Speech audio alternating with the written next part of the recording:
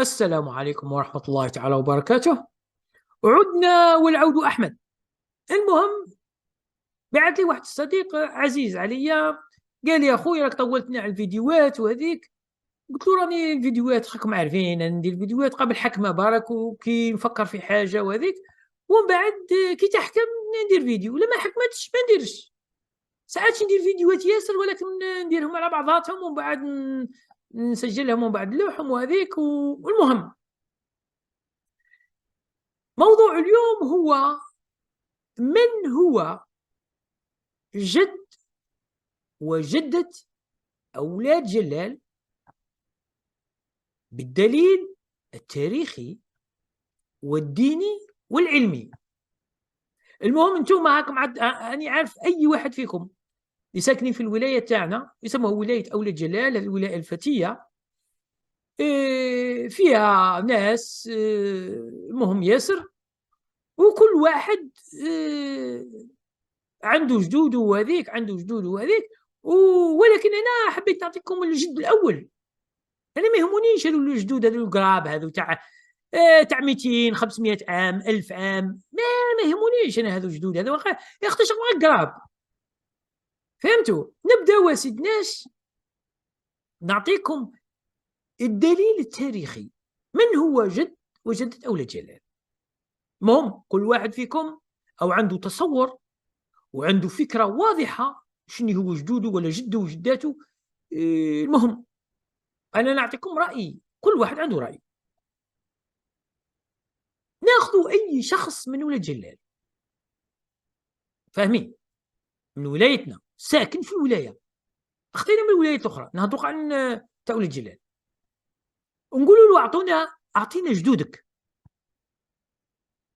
يبدر كاين الناس اللي عندهم جدود يحسبوهم لك 4 5 6 7 8 10، كاين اللي يعرفوا وجدو يقول جدو، واحد كاتبهم في ورقه، واحد كاتبهم بال تاع بكري بالدوايه بالدوايه هذيك والقلم هذاك تاع بكري تاع اللي نخدموه من الجريد بكري كما كنا نقرا في الجامعه هذيك. المهم، وجدهم يقول لهم جدودكم كذا وكذا وكذا رايحين لكذا. ولكن في معظم الاحيان الناس تحبس في جد، هي وقاعد يقول له انت جدك هذاك الاول، هذا مش الاول، هذا جد يطيح في السلسله التاريخيه. ايه هو بعد هذاك جدكم هذاك، ولي بيو شكون وجد وجد جد جدو. انا كنت طلعوها لي، انا نحب تطلعوها لي. طلع الفوق، زي طلع زي طلع زي طلع زي طلع، وبعد عقب 100 عام 200 عام 500 عام 1000 عام 2000 5000 عام 10000 عام 20000 عام.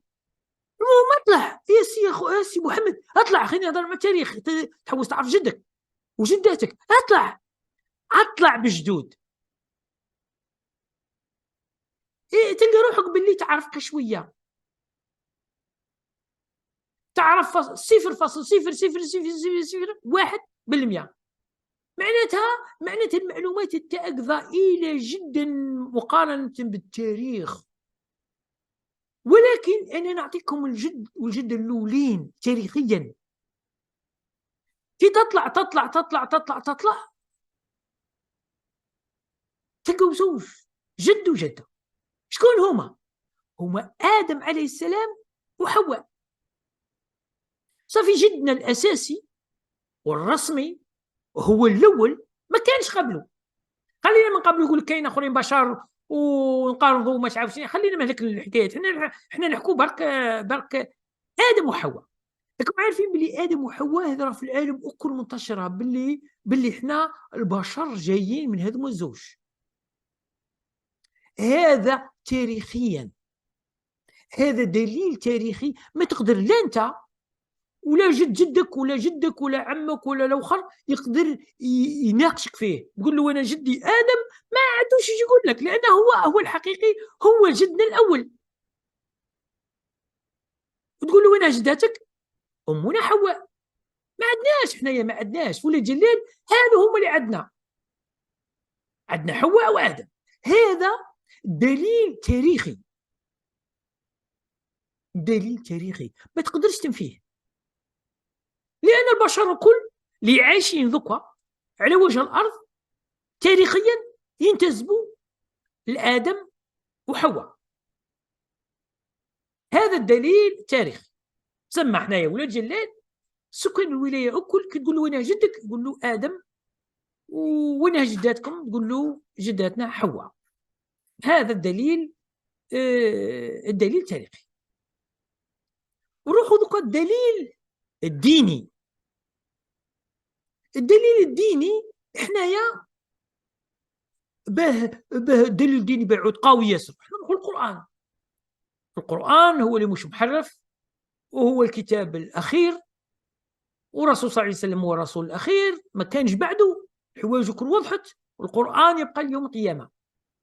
مال الله سبحانه وتعالى قال لنا راه بيكم هو آدم وأمكم حواء، والقصة معروفة دينيا.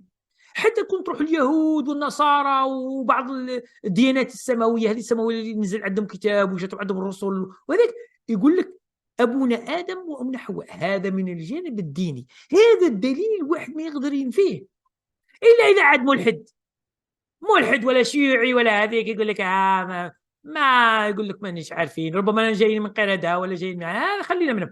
هذو خلينا من هذوك دايخين، خلينا منهم. احنا نشوفوا برك الناس في العالم وكل دينيا حتى ما يعودوش مسلمين، تقول له آدم وحواء يعرف آدم وحواء، فاهمين؟ يسمى هذا البشر كل جاي من آدم وحواء، من الجايين من حوايج أخرى. هذا الدليل الديني. ما ينحوا لك حتى واحد، ما يقدرش كنت تقول له جدي دينيا كنت تقول له جدي ولا جدنا الأول هو آدم، وجداتنا الأولى هي حواء. ما يقدرش ها مكتوب في القرآن. القرآن هو أصح كتاب من الله سبحانه وتعالى، وما يتغيرش. حتى يجوا الامم الاخرى تغيروا ما يغيروش، ما يقدرش يحرفوه. حرفوا التوراة وحرفوا الاناجيل وحرفوا الزبور وحرفوا كلش، ولكن القرآن يبقى صافي اليوم القيامة لأنه محفوظ. دوكا سيدناش عندنا دليلين عطيتهم لكم، دليل تاريخي ودليل ديني. دوكا نعطيكم دليل علمي. تقول لي كيفاه العلمي هذا؟ العلمي دوكا كاين جماعة من الباحثين أمريكيين 3، راكم تلقاوها تتحوسوا عليها في الويكيبيديا وهذيك تلقاوها. داروا دراسة تاع الكروموزوم الأبوي والكروموزوم تاع المرأة. راكم عارفين الوراثة، الأب والأم يورثوا صفات جسدية لكل بشر. من هم داروا دراسة، راحوا جابوا من كل بلدان العالم الدي ان اي هذا تاعهم، ميتوكوندريا كما يقولوا لها، ويشوفوا هل حنايا راه عندنا اصل واحد. جابوا الصينيين، امريكيين، فرنسيين، سيدنا الجزائريين، من افريقيا، من جنوب افريقيا، الهنوده تاع الهند، الصينيين، لقاو عندهم الاب تاعنا هو واحد، وينتسب اليه البشر اللي راهم عايشين ذوك وكل ينتسبوا لواحد. هذا راجل. واللي قاو المرأة عندها أصلها واحد، وهذو بالزوج كي يتزاوجوا جابوا البشرية كاملة. هذا علميا صافي يدير جدودي توعنا، الجد والجدة هما آدم وحواء. أما اللي بيناتهم هذوما ما تقدرش تعرفهم إلا اللي كان دخلت لسيدنا الجنة وطلبت من ربي تقول له يا ربي وري لي من آدم وحواء، وري لي العباد هذو، وري لي جدودي، يوريهم لك. لأن في الجنة كل شيء مطلوب، واللي تطلبها تعطيها لك، وهذيك هاك تشوف جدودك وهذيك المهم. أما نشأة المدن هذه والقرى وهذه، هذه راه أشياء تاريخية تعود لآدم وحواء. آدم وحواء جاو في الأرض وبدروا يتكاثروا، ومن بعد كي يتكاثروا قال لك الخاوه يولوا ولاد عم، يتكاثروا لازم ينتشروا، ومن بعد كي ينتشروا الصله بيناتهم ما تعودش كاينه، يتبعدوا ياسر. مثلا كان ادم وحواء كانوا عايشين في بلاصه، ومن بعد كثروا الذر اللي الحوايج الماكله وهذيك نقصت، مالي لازم يبعدوا، يجوا مثلا خمسه ولاد ولا سته ولا 10، وهذوك يجيبوا 10 وهذوك يجيبوا 10، ولاو 100 200 300 500 الف، ومن بعد ما هم يعرفوا بعضاتهم، ولكن البعد تباعدوا، ومن بعد كي تباعدوا عاد اللي يروح يلقى بلاصه زينه ويلقى فيها الخيرات. بكري الناس كانت الالتقاط برك كيما نقولوا تاع الفواكه وهذيك بكري ما كانوش قبل ما يكتشفوا النار ويبداوا يطيبوا اللحم وهذيك، قبل ما يعودوا كيما نقولوا كانوا يلقطوا برك الخضروات والفواكه وهذه في الغابات وهذيك. راكم عارفين باللي الارض راها مثلا صحاري تاعنا ما كانش كيما هكذا، كانت جنات وكان في الخضر كان في الفواكه، كان فيها الحيوانات مفترسه، كان هذه. ومن بعد ولات صحراء كما نقولوا شمال افريقيا وغرب اسيا كما السعوديه والخليج وهذيك، فاهمين؟ تباعدت الناس تباعدت، ولكن إيه إيه تحصل في الانسان، تحصل له طفرات هذه تغير له بعض صفات الجسميه.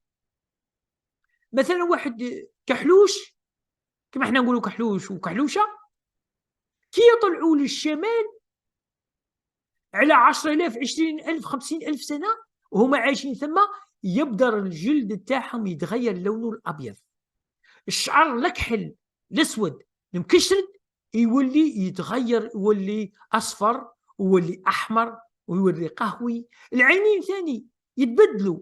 وهذه الصفات اللي يسموها طفرات في الجسم، هي موجوده في ادم وحواء، ولكنها كل 10,000 سنه 50,000 سنه 100,000 سنه، مانيش عارف انا قدام 1000 سنه، قد ما الانسان يتباعد قد ما تخلق فيه صفات اخرى، ولكن يبقى الانسان هو الانسان، حتى عينيه زرق ولا عينيه خضر ولا عينيه صفر ولا عينيه قهوي ولا كحل، وشعره اصفر ولا هذيك ولا اكحل ولا زنجاري ولا مش عارف ولا اخضر ولا هذيك، ايه يتباعدوا البشر. ومن بعد تعود تشوف واحد احمر، تقول انت هذا العبد الاحمر كما زنديا، قول كيفاه، وهذا عليه ابيض، وهذا له شعر اصفر، وهذا عليه كحل. امين. هذه الصفات البشريه. ما الناس تنتشر في العالم كله، انتشروا والناس كي تلقى يعودوا تقريبا معظم الاحيان يعودوا من نفس العائله يهاجروا لمناطق اخرى. كما احنا في ولد جلال مثلا جاوا جماعه، ولد جلال كما كانت قريه قبل جلال، وكاين سيدي خالد كاين الدوسن هذه كما نقولوا شويه قديمه ياسر، وهذيك 700 ولا 800 عام ولا هذيك، جاوا جماعه. ولكن هون اخرين يقولوا بلا راه كاين امازيغ ودخلوا الاسلام وتخلطوا مع العرب، والعرب تخلطوا مع الامازيغ وولينا حنايا، فاهمين؟ تاع سيدي خالد وتاع ولد جلال وهذيك والناس اللي دايره بهم وهذيك. ولكن هنا تلاحظوا في المنطقه تاعنا تلقى اخرين حياتهم تعبدوا بكري، حياتهم تعبدوا ويعتمدوا على الرأي، ويتنقلوا ياسر، يتنقلوا من المناطق تاعنا يطلعوا لفوق المناطق الشماليه، رحله الشتاء والصيف كما يقولوا هنا عندنا اسمها يروحوا للتل ومن بعد يهبطوا هذيك.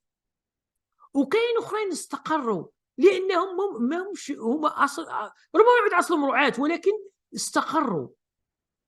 كي استقروا تعود الاهميه تاعهم تعود تجاريه، ولا كما نقولوا حنايا زراعه معيشيه، كما كانت في ولد جلال والدوسن وسيدي خالد كانوا يسموها زراعات معيشيه. ناس ساكنه في المدينه، ساكنه في القريه، تبني ديار، ما همش رحل، ما عندوش رحل ولا هذيك، وعنده سوق يجوا تاع الرحل هذوك يجيبوا الغنم، يجيبوا الدهان، يجيبوا العكا، ويجيبوا الحوايج والعفايس هذيك، ويجيبوا الصوف، ويجيبوا هذيك مواد يحتاجوها تاع المدينه، والمدينه يعطوهم الخضره، بعض الخضروات، ويعطوهم التمر هذا اللي يقعد يهز قنطار ولا زوج ولا ثلاثه ياكل فيه عام كامل ويروح يبدل.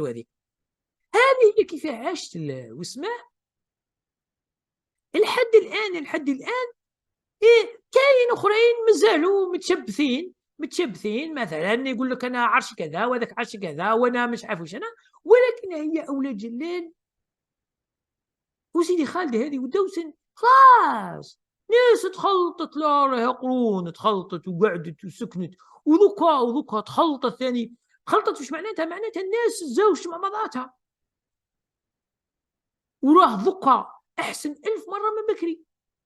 ذوك الناس تزوج تخالط مع بعضاتها، وجلالي يزوج بخالديه، بكري ما كانتش كاينه، بكري ما كانش، ولا خالد يزوج بجلاليه ولا عروش كيما هكا يزوجوا مع بعضاتهم، ما كانش.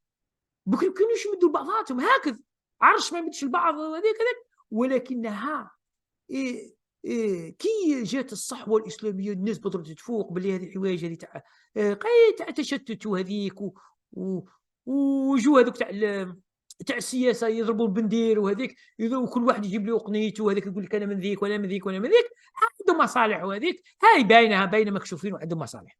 ولكن في اخيرا هذا الفيديو درته به الناس تعرف باللي يقول لك وين جدك شتات ولا جلال ولا سيدي خالد ولا الدوسن ولا بسباس ولا راس المئات ولا شعيبه ولا قاعد في جهه معينه بعيده شويه، قريه صغيره كما الجدر ولا المحيصر ولا قطاع ولا مش عارف شنو ولا ذيك، يقول لك وين جدك؟ كله جدي هو ادم وجدتنا هي حواء. اما الاخرين اللي الوساطه هذوك ما تقدرش تعرفهم، هذه ما تقدرش، ما كان حتى واحد يعرفهم، حتى بتجيب العلم ما يعرفش. احنا نعرفوا الاول ومن بعد الاول جاب الاخرين واحنا جينا منهم، ما تقدرش تجيب حاجه اخرى، فاهمين؟ هذا هو الموضوع، وان شاء الله يعجبكم هذا الموضوع ياسر. وهاكم دوك عرفتوا جدكم وجداتكم، وما تزيدوش ديروا لنا القلقله والمشاكل. هاي السلام عليكم وفي الامان.